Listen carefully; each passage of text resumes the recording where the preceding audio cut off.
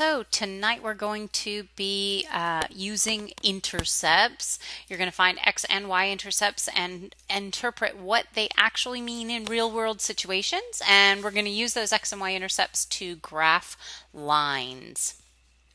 So where a line crosses the x or y axis is the intercept. The x-intercept is the x-coordinate of the point where the graph intersects the x-axis. Well, here is where I am intersecting the x-axis at this point right here, -5, 0. So my x-intercept is -5, 0. The y-intercept is the y-coordinate of the point where the graph intersects the y-axis. So I'm up here on my y-axis and I'm at the point 0, 3, and that is my y-intercept. So find the x and y intercepts. My x-intercept is along my x-axis right here, and my x-intercept is at the point -2, 0. My y-intercept is up here on my y-axis, and that's at the point 0, 1. Notice my x-intercept has a y value that's equal to 0, and my y-intercept has an x value that's equal to 0. Find the x and y intercepts. Well, to find my x-intercept, I'm going to replace my y with 0. Remember where I have my x-intercept on my graph, my y value was equal to 0. So I'm going to plug in a 0 for my y.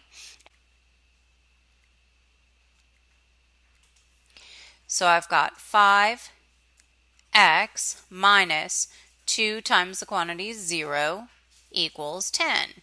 Well, this just becomes 0, so I've got 5x equals 10, or x equals 2. So my x-intercept will be at the point 2, 0.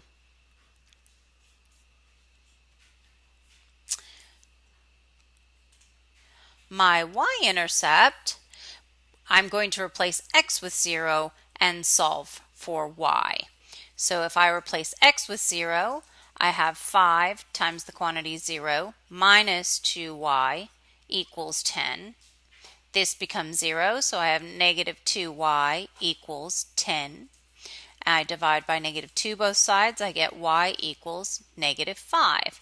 So my y-intercept is at the point 0, -5. Okay? Here's another opportunity to find the x and y intercepts. Now, I'm going to make a suggestion. We're going to do the exact same thing. We're going to replace y with 0 to find our x. We're going to replace x with 0 to find our y, but I like to call this the cover-up method. So if I'm trying to find my x-intercept, I'm going to cover up, if I were standing at the board, I would be covering up my 5y with my finger, and I'd just have -3x equals 0. It's just a faster way of plugging in 0 for my y, because of course this value would become 0. So now to find my x-intercept, I've got -3x equals 30. Dividing by -3 both sides, I have x equals -10. So my x-intercept is at the point -10, 0. Likewise, to find the y-intercept, remember I'm going to replace my x with 0, so I can just use my cover-up method to cover up my x value, which just leaves me with 5y equals 30. Dividing by 5 both sides, I have y equals 6. So my y-intercept is at the point 0, 6. So I'm not really changing anything. I'm still plugging in a 0 for my x in order to find my y-intercept. I'm just calling it the cover-up method because it makes it quicker and easier. So find the x and y intercepts. Go ahead and pause your video, get these down, and check back and see if you've got the right answers.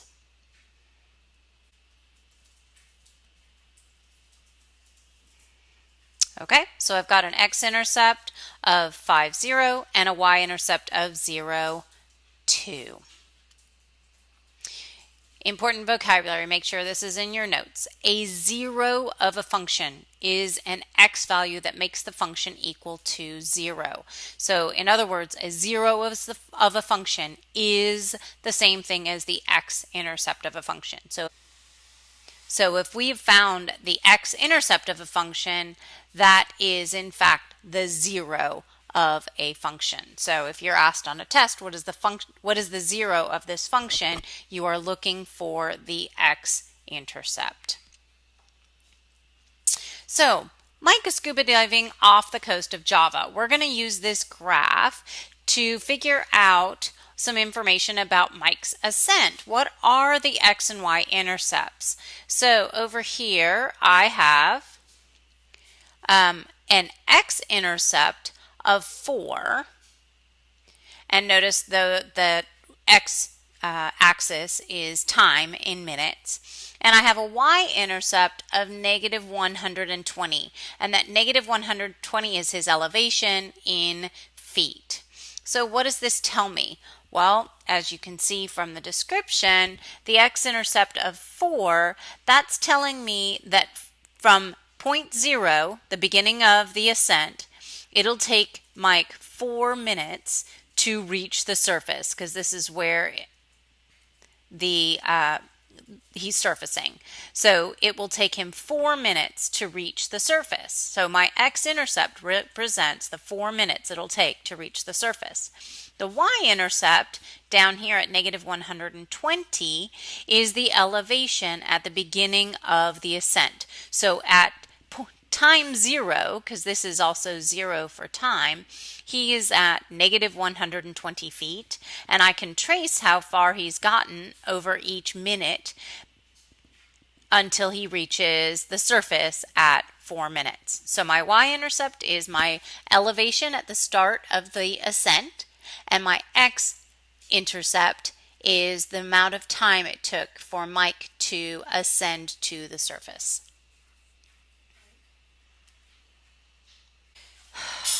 I'm going to try this one more time.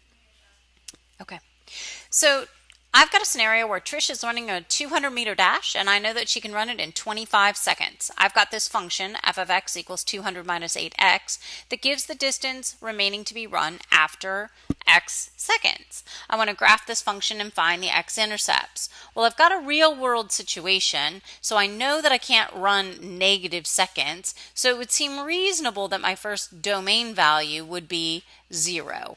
She's just about to start the race. Well, if she's just about to start the race, she's got 200 meters to run. I'm going to go ahead and figure out values every 5 seconds, because I don't want to have to figure out every second. So at 5 seconds, I'm going to plug my 5 in for x. I've got 200 minus 40, so I'm at 160 meters. At 10 seconds, I've got 200 minus 80. She's at 120 meters. At 25 seconds, she has hit the finish line. So let's look at what that graph would look like. I can see here I've graphed those particular points. Now, of course, this would have a line to connect them. But what do my intercepts represent? Well, first of all, I've got an x-intercept right down here at x equals 25. So my x-intercept of 25, 0, well, what does that represent? That represents the amount of time she took to run the 200-meter dash. Up here, I've got my y-intercept at 200, my y-intercept at 0 to 100. What does that represent? That represents the distance Trish will be running in the race. So starting at 200, over a period of 25 seconds, she is now at a distance of 0. I want you to graph this line described by the equation. Go ahead and pause your video. I think you know what you're doing, and come back and check and make sure it looks great. Okay, so using my cover-up method, plugging in a 0 for y, I could see that my x-intercept is 7, 0. Plugging in a 0 for x, I could see that my y-intercept is 0, negative 3. I sketched a very rough graph of my x-intercept here at 7, 0 and my y-intercept here at 0, negative 3. And of course, because this is a function, I'm going to go ahead and draw a straight line. So now I want to use this function to determine the intercepts, but it's not written in standard form. So I'm going to show you a couple of ways of figuring this out. First of all, I'm going to just go ahead and write it in standard form. If I bring my x over to the left, remember I'm going to have a negative x, so we're going to have to deal with that in a minute. But negative 1/3 x plus y equals negative 2. Remember, I can't have either a fraction or a negative x, so I'm going to have to multiply everything by a negative 3 in order to clear this fraction. Remember, we did these a while back where we were when we were solving equations before. So by multiplying by a negative 3, I've not only canceled out my negative and made this a positive x, but multiplying by the reciprocal gave me 1x. So I now have positive x minus 3y equals positive 6. And now I can just use my cover-up method to figure out my x and y intercepts. I've got an x-intercept of 6, and I've got a y-intercept of negative 2. Now, is it necessary to change that into standard form? Probably not. Remember, if I want to find my x-intercept, I need to have y equals 0.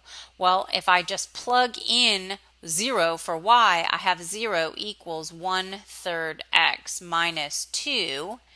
So solving as I would any equation, I'd end up with 2 equals 1/3 x.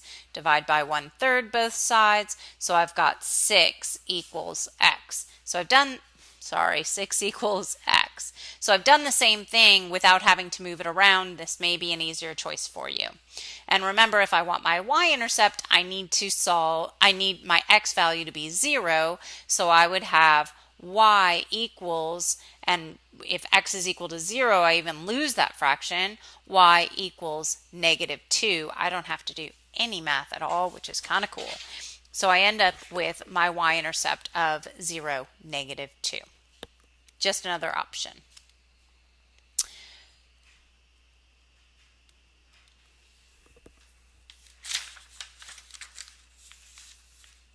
So I definitely want you to pause the video on this one. I want you to use your intercepts to graph the line described by this function below. It's going to take some work, so please make sure this is in your notes so that we can go over it if you have any questions tomorrow in class. Pause your video and come back and check out the answer.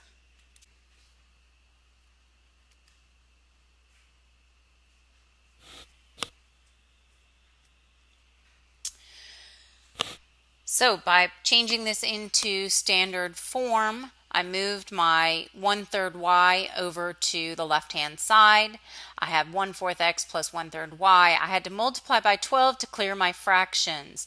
I ended up, when I multiplied by 12 and simplified, I got 3x plus 4y equals 24.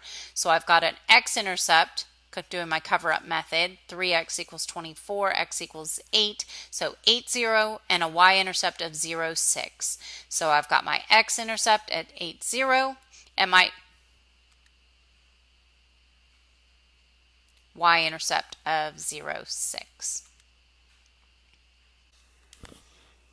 I've got an amateur filmmaker that has $6,000 to make a film that costs $75 per hour to produce. Here is my function that gives the amount of money left to make the film after X hours of production. I want you to graph this function and find the intercepts and tell me what the intercepts represent. I'm going to ask you to write this out on a piece of paper and bring this to class tomorrow so we can discuss it.